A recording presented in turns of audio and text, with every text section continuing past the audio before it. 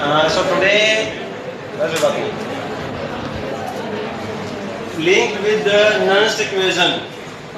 Next thing is equilibrium constant. ठीक है, अब ये है क्या और क्वेश्चन देखो आ सकता है. It is 100% link with Nernst equation. All the formula ये रहा, फॉर्मूला ये है, but still you should know how it is link with Nernst equation. Otherwise ये फॉर्मूला को याद करना पड़ेगा. और अगर आप थोड़ा सा दिमाग लगाओ तो no need to remember this formula. फिर इसके बेसिस पे सोल्व कैसे करना चाहता हूँ मैं आपको. And here we have to use the concept of anti log also, but we will not go in deep of this concept. I will tell you trick how to use the anti log. ठीक है, trick. First देखो, what was Nernst equation. It was E cell is equal to what was E naught cell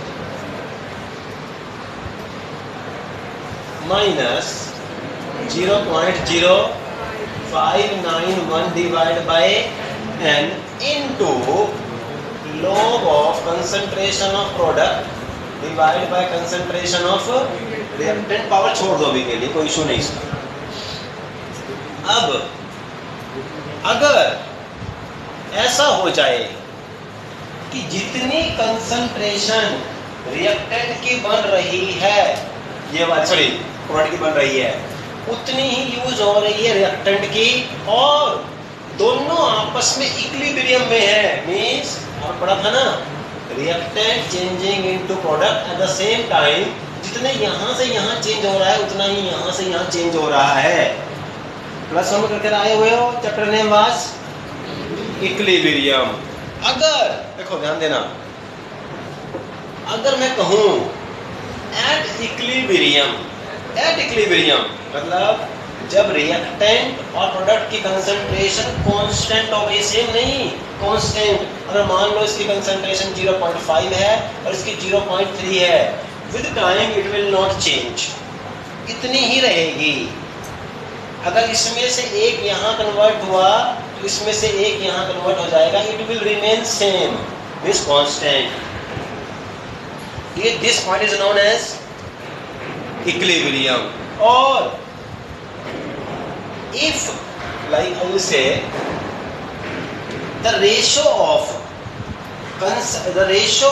concentration of product and reactant at equilibrium is known as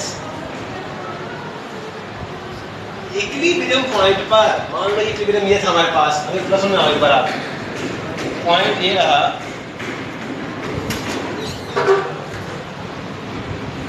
आपके पास ये था ए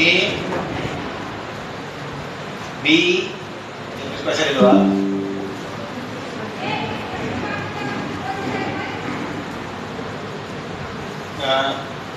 ए plus B is equal to C into D.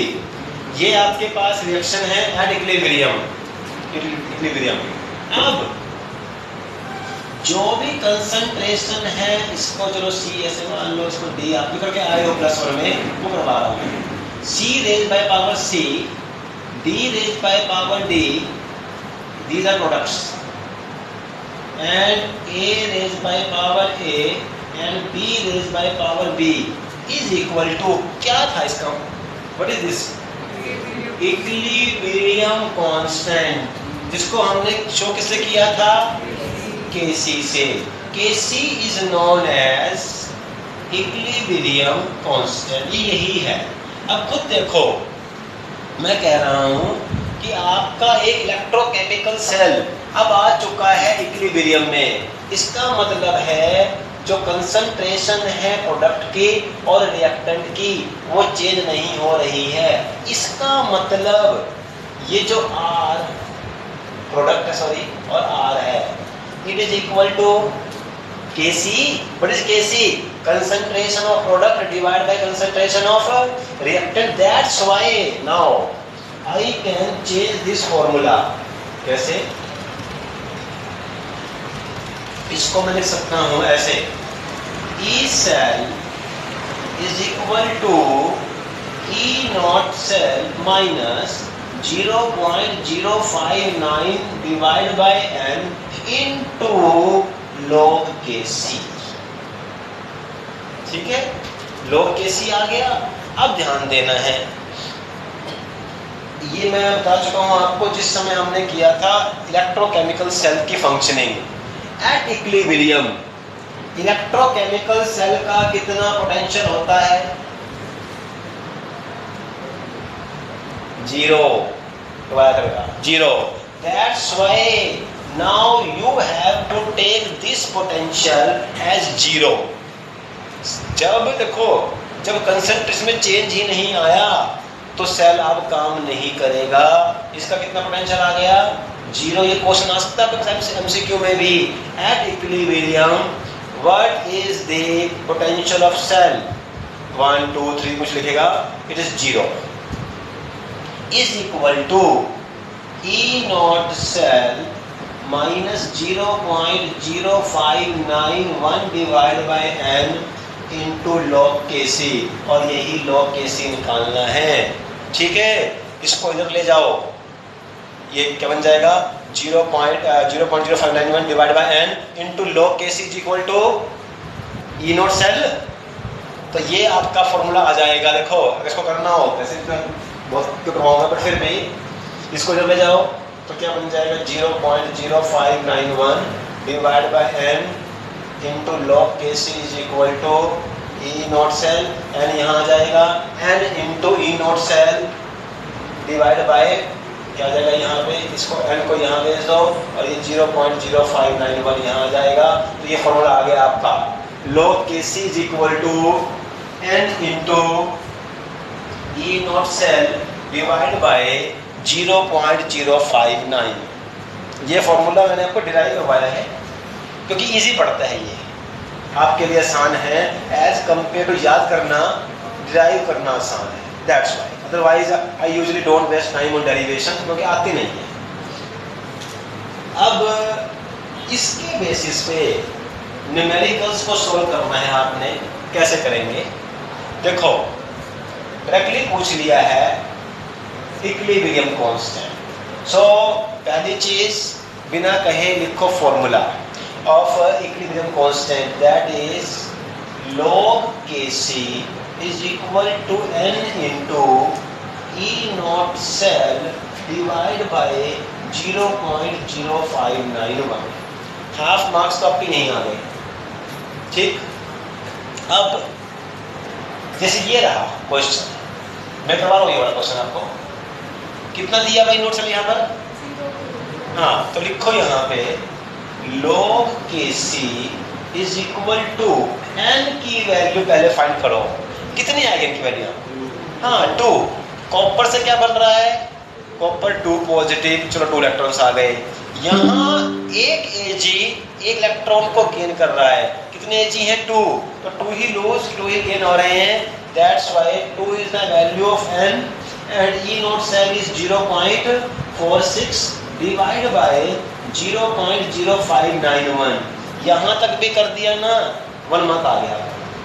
1 marks तो खाली कहाँ आ गया? बस आपको formula लेकर के वैल्यूज को पुट कर देना था, 1 मार्क्स आ गया।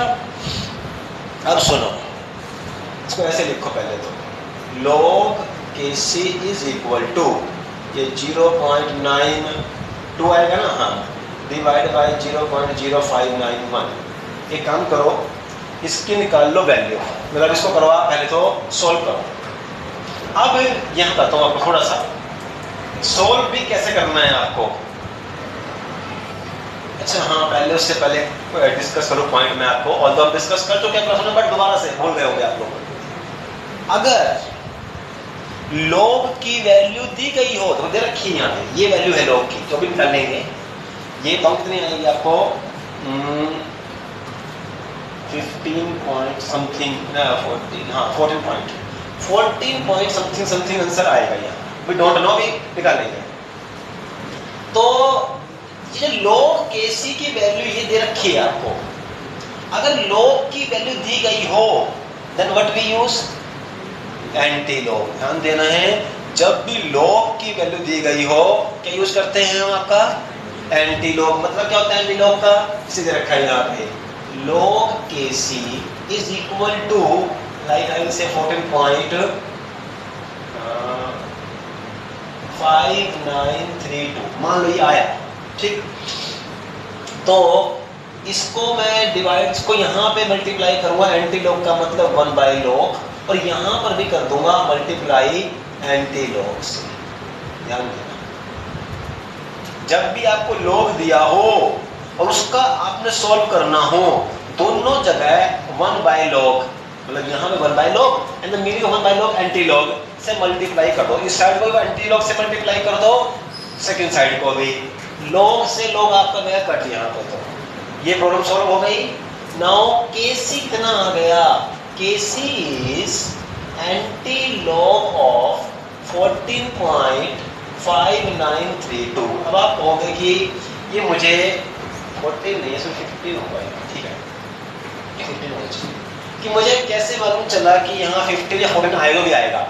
देखो जब ये क्वेश्चन दिया होगा ना आपको, इस क्वेश्चन यहाँ पर नहीं दिया हुआ है, तो आपको एंटी लॉग की वैल्यू दी गई होगी, तब no need to now search for the anti log, क्योंकि बहुत मुश्किल काम है, अब टाइम वेस्ट हो जाएगा, कहीं आना भी नहीं है। एक यही कंसेप्ट यहाँ पे आने वाला है।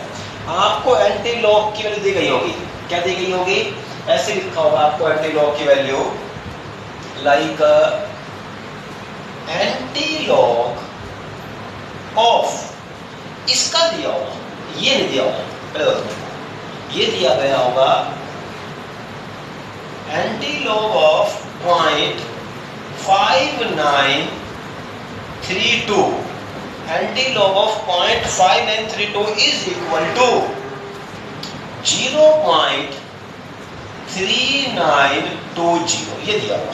बताओ आंसर ही दे दिया, ये कौन आंसर है, ये एंटी लॉग में आपको इन एक्चुअलिटी में आंसर मिल जाता है अगर थोड़ा सा ब्रेन यूज करो आप, ठीक। अब सुनना क्या दिया था आपको, anti log of 0.5932 is this. अब आप समझ जाना, एक चीज ध्यान रखना, एक तो जब आपने इसको यहां से यहां सॉल्व किया, मतलब 0.92 को आपने करने के बाद 0.92 को करो 0.059 से डिवाइड, कितना आंसर आएगा, फर्स्ट डू दिस। देखो अगर जैसे मान लो आपने इसको सोल्व कर लिया, कितना आंसर आ रहा है इसका, अगर इसको सोल्व करें 15 चलो जो भी आ रहा है 3, हमें जोड़ते नहीं 3 नहीं आना चाहिए भाई, 5 आना चाहिए, 5932 आएगा तो करोगे तो सब करो उनको। लिसन, आपको केवल यहां तक निकालना है, only up to this point. आपके जितने भी वो है ना डेसिमल से पहले वो निकाल लो।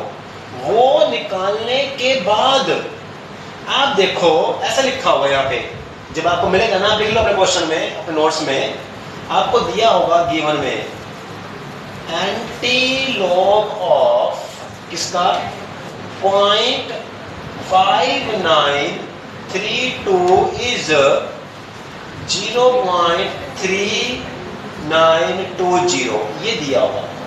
इसमें अभी नहीं दिया है, ये वैल्यू आपको एग्जाम में दी गई होगी और इसको यूज करना है आपने एज ए हिंट कि कम से कम काम करना पड़े, आंसर आए 100% एक्यूरेट, 100% एक्यूरेट। एक पॉइंट भी यहां नहीं होगा।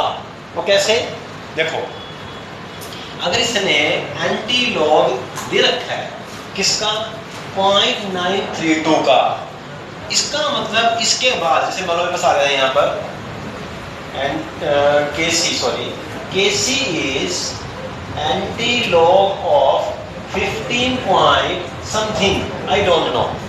यहाँ पे आपने सॉल्व किया ना, KCL कितनी आ रही है 15 point something, something छोड़ दो, आप आओ ओनली 15 पे। इसका मतलब यहाँ पे वैल्यू दी गई है एंटी लॉग की, और एंटी लॉग की वैल्यू हमेशा डेसिमल की दी गई होती है, वो स्टार्ट डेसिमल से होगा। तो यहाँ पर जो चलो तो आपको यहाँ पे जो वैल्यू दी गई है एंटी लॉग की 5932, इसका मतलब कितना एंटी लॉग है आपके पास 5932। ये तो यहाँ पे आपने यहाँ से एंटी लॉग से आफ्टर 15 पुट कर दिया, और इसी की दी गई है वैल्यू वो लगा दो, कितनी दी गई होगी 0.3920 दी गई होगी, इनटू ध्यान देना है, अच्छा ध्यान है ये रूल है, जितना आपके पास ये नंबर आया है, मतलब डेसिमल से पहले 1 आया है, 2 आया है, 10 आया है, उसमें एक ऐड कर दो, उसमें एक ऐड कर दो, कितना 10 रेज़ टू पावर 60। एक ऐड क्यों करते हैं, वो जब आपने लॉग किया था ना, जब मेरे पास लॉग था, लॉग ऑफ लाइक 3292, जब हमने वहां लिया प्लस वन में, तो क्या आया था 1 2 3 4, कितने 10 इसके अंदर 3, हमने 3 पॉइंट समथिंग स्टार्ट किया था, ये पावर थी 10 की, वहां हमने एक पावर कम की थी, एंटी लॉग में वही एक पावर हम इंक्रीज कर देते हैं। तो वही फर्क होता है, अगर आपके पास डेसिमल से पहले 15 है, यहाँ 16 लिख दो, उसके बाद scientific notation 3.920 into 10 raise to power 15 answer आ जाएगा। ठीक है, इसमें थोड़ा देखो आपको ना हार्डवर्क करना पड़ेगा एक बार, तो अभी कर लो तो बेटर है, क्योंकि इसमें ठीक है समझाना आसान सा लगता है, but this things means put you in trouble जब आप असली में जाते हो करने के लिए। मैं एक को करवा रहा हूँ, then will start on the practice only, because I seen your result in numerical test. क्या रहा था, बिल्कुल ही 0। एंटी लॉग का क्वेश्चन कोई और नहीं है क्या, ये रहा, देखो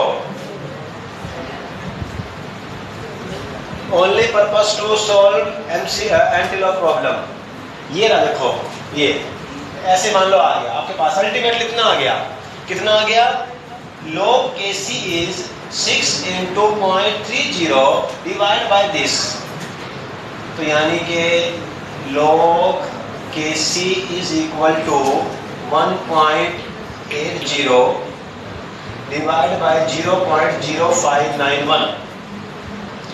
अब एक काम करो, सबसे पहले इसको ना आप 1.80 को डिवाइड कर लो 0.59 से, तो करो जरा बताओ।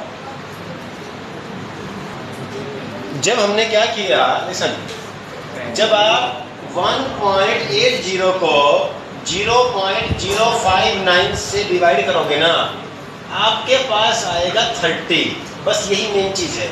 इसके बाद आपको कुछ भी करने की जरूरत नहीं है, आपको दिया होगा, क्या दिया होगा, ये दिया होगा एंटी लॉग ऑफ, और तो इसने यहाँ पे छोड़ रखा है, बट आगे कुछ होगा, मान तो मैं 500.500 इज इक्वल टू 0.3162, ये दिया होगा पक्का, कि इस एंटी लॉग की वैल्यू ये है, दे रखी होगी आपको, और एंटी लॉग दिया होता है ओनली डेसिमल के बाद वाला, यानी कि आपके पास आंसर 30 आ चुका है, इसके बाद डेसिमल वही आएगा जो लॉग की एंटी लॉग की वैल्यू दी गई है, पुट कर दो 5000। आपको इससे आगे सॉल्व नहीं करना है, आपको देखना क्या है, जब आप एंटी लॉग कर रहे हो डिवाइड करने के बाद, इस तरीके से डिवाइड करने के बाद जो डेसिमल से पहले आ चुका है, उसके बाद वही वैल्यू पुट करो जिसका एंटी लॉग दिया गया है। किसका एंटी लॉग दिया गया है, 0.500 का, आप लिख दो 30.5000, और इसका एंटी लॉग क्या दिया गया है, ये, तो यानी कि क्या आया 0.3160 इंटू कितना था यहाँ पे, इसको 31 कर, बस ये आंसर है आपका। ऐसे यूज करना है आपको एंटी लॉग को। एक थोड़ा सा tedious work है ये. You have to be meticulous while doing this. But if you have good practice, you can do. Because I want कि ना एक क्वेश्चन आता है इन केमिस्ट्री बच्चों के 3 मार्क्स काटने वाला, वो इस टाइप का हो सकता है. एक ही आएगा बस question. 2 will be very very easy category. 1 question so that everybody can't attempt. और करे भी तो गलत हो जाए. और वो ये कैटेगरी बन सकती है एंटी लॉग वाली. And these days this trend is increasing because अब ना आपके मैथ में भी लॉग एंटी लॉग का उतना यूज नहीं है. That's why you are not familiar with the log anti log. तो यही थोड़ा सा है, इसको कर लेना. ठीक है. और अब नेक्स्ट पीरियड में मुझे आपको केवल इसकी करवानी है प्रैक्टिस. 116 पहले करवाएं. कल से मैं ये चीज़ नोट करने वाला हूँ. हर बच्चा जो चैप्टर चल रहा है उसके नोट्स लेकर आएगा बस. Otherwise stand on the back side. मैं नहीं कह रहा हूँ कि आप कोई नोटबुक बुक लेकर आओ 5,000 रुपये वाली 10,000 रुपये वाली. जो नोट्स हैं वही लेकर के आने हैं. एंड क्योंकि मुझे काम देना है आपको कि ये क्वेश्चन करने हैं भाई, ये 5th करना है, 7th करना है, 9th करना है. तो और फिर मैं चेक भी करने वाला हूँ उसको. वो तभी करोगे जब आपके पास डॉक्यूमेंट्स होंगे. आज तो चलो मैं ट्राई करता हूँ कुछ करने की, लेकिन कल से जिसके पास नोट्स नहीं होंगे पीछे खड़ा हो जाएगा. कोई इतनी भारी बुक नहीं है जो ला ना सको. हाँ प्रिंट आउट वाले बस वही नोट्स कहे हैं मैंने. MCQ दे रखे स्कूल नहीं है आपको, no problem. Only simple notes.